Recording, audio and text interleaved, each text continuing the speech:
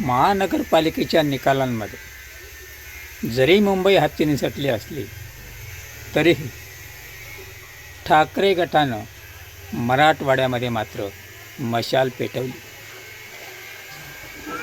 मराठवाड्यातील परभणी जिल्ह्यातील प्रथम महानगरपालिकेवर उद्धव ठाकरेंचाच भगवा फडकणार.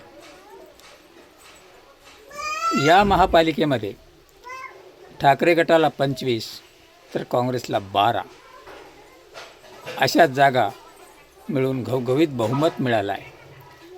इथे राष्ट्रवादी काँग्रेसला कशी तरी इब्रत राखून 11 जागा मिळवता आल्या, तर भाजपच्या वरपुडकर आणि मेघना बोर्डीकर यांचा मात्र सुपडा साफ झाला. केवळ त्यांना 12 जागावर समाधान मानावं लागलं. आतोनात पैशांचा ओघ, बॅनरबाजी, दमदाटी, भयंकर कॅन्डिडेट फोडाफोडी सगळं करूनही परभणीच्या जनतेनं मात्र ठाकरे सेनेला कौल दिला. परभणीचा बॉस एकटा बॉस बंडू बॉस ठरले आहेत आणि त्यांनी परभणी जिल्हा हा ठाकरेंचा बालेकिल्ला हे पुन्हा एकदा सिद्ध केला आहे. मग ती लोकसभा असेल, ती विधानसभा असेल आणि महानगरपालिका देखील असेल.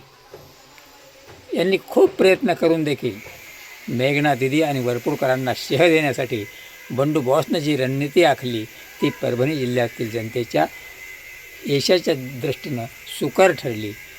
आणि विशेष सांगायचं तर या ठिकाणी शिंदे गटाचा मात्र सुपडा साफ झाला. त्यांना भोपळाही फोडता आला नाही.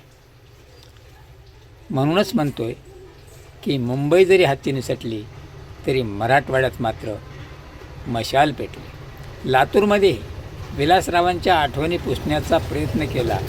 त्या आठवणी कशा पुसू द्यायच्या नाहीत हे जनतेने दाखवून दिले.